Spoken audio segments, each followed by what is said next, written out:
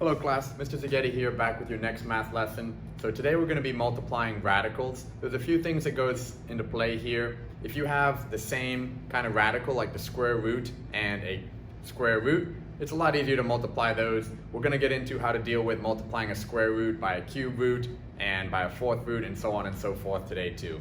So I've got a few basic examples that I want to show you here first. Obviously just multiplying something by itself.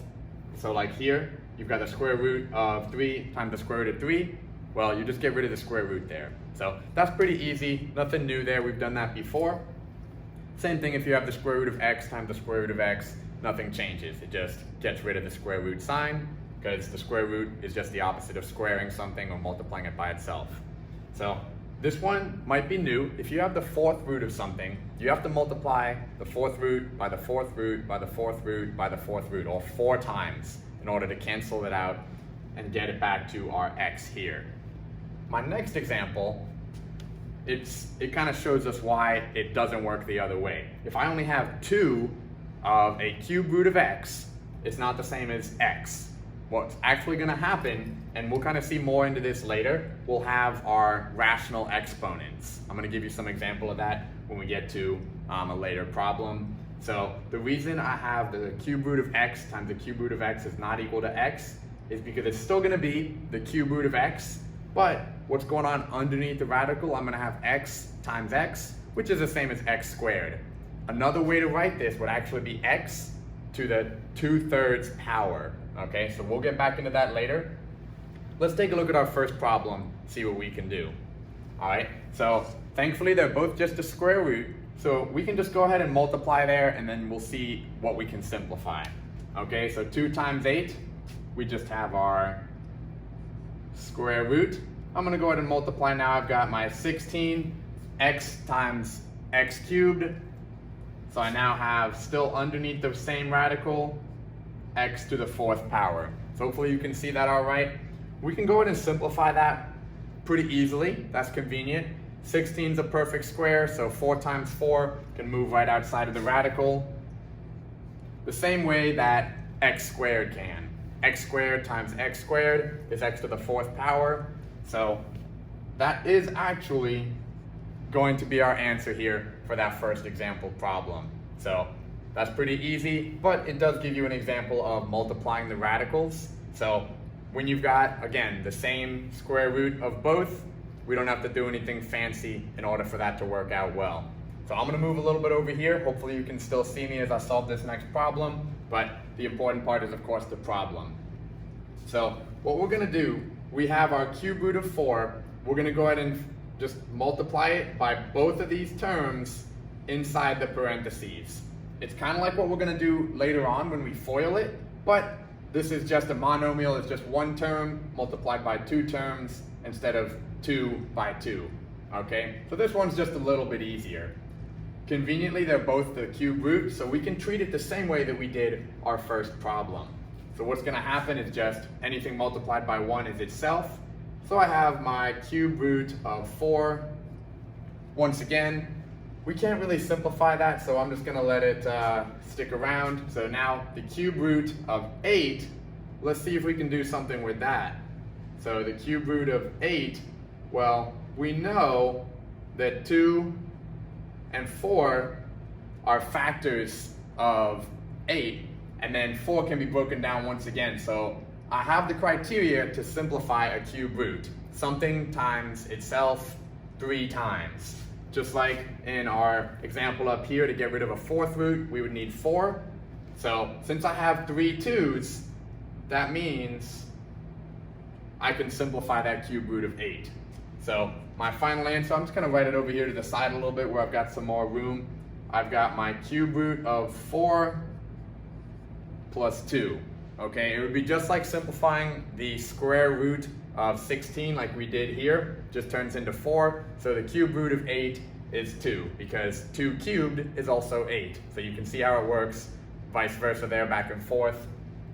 Okay, so let's take a look at our next problem set here. It's a little bit more complicated because now we've got a square root and we're multiplying it by a cube root. So the way we do that is going to be our rational exponents. rational, going back into our previous lesson, is referring to those fractions. So like I've written over here, to multiply radicals with different indices, we need to go ahead and turn the exponents. So the square root is actually the same as raising something to the 1/2 power.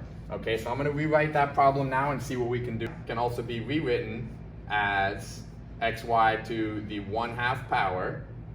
Meanwhile, this can be written as x squared, and then the cube root, it just becomes that fraction there. So next thing we need to do is find our least common denominator by multiplying 2 by 3 here, or 3 by 2 there. So what's going to end up happening is we'll have xy, still in parentheses because the whole thing was underneath the radical in the first place, so that's an important thing to remember.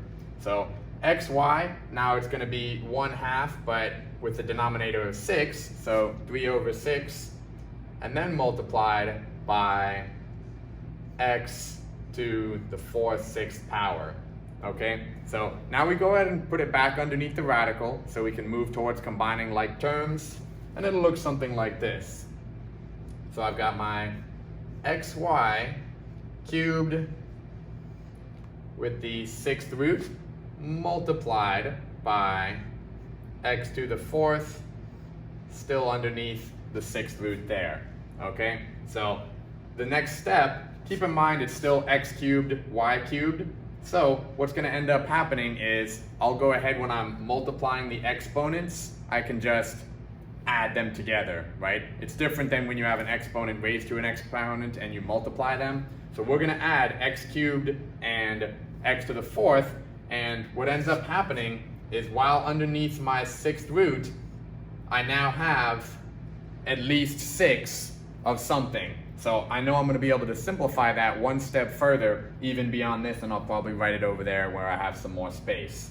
Meanwhile, I've still got that y cubed because there was no variable y on this side of the expression.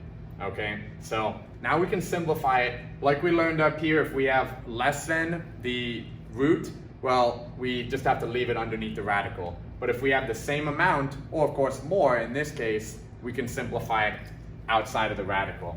So this x to the 7th, it's going to be simplified just like this. So I'm going to rewrite it a little bit bigger so you can see what's going on right here. So 6 of these x's are going to come out here. And then we've still got the 6th root, and it's x y cubed. Okay, so that's how you go ahead and simplify that problem. And we're going to take a look at our last problem here real quick. So it's just foiling, just like we did up here, but instead of 1 by 2, now we're going to go ahead and do the 2 by 2 process here. Okay, I'm going to erase some of this up here, get it out of the way, so I can draw the arrows, make it clear what I'm multiplying. So the first step, we're going to go ahead and multiply the 4 square root of x by 2 square root of x, because that's pretty easy. We're going to go ahead and bring it all the way across here next. Okay, so what I've got is 8, just 4 times 2, and then the square root of x times the square root of x just cancels itself out there, the square root. So I've got that x. So that's a good start. The 4 times the square root of x times 3 times the square root of 5. So it's going to stay positive, so I'll go ahead and write the plus sign there. Looks like 12 outside of the radical, and then inside will be 5x. So now I need to go ahead and do the second part of my binomial term. I'm multiplying just here, and then I'll go ahead and bring it all the way over for the second step. So now I'm taking away 2 times 2, or 4, take away 4 square roots of 5x. So I know I'm going to have to combine those like terms here in the next step. I'll keep that in mind. And then I'm going to take away what looks like it's going to multiply 2 times 3, and then the square root of 5 times the square root of 5, we know it's going to just turn into 5. So it's going to end up being -6 times 5, or -30. I'm going to just go ahead and skip to writing that. And as I combine my like terms here, looks like what I end up with is 8x plus 8 square root of 5x minus 30. All right, so there's your basic foiling process once again. So this lesson is all about multiplying radical expressions. All right, so remember to like, comment, and subscribe.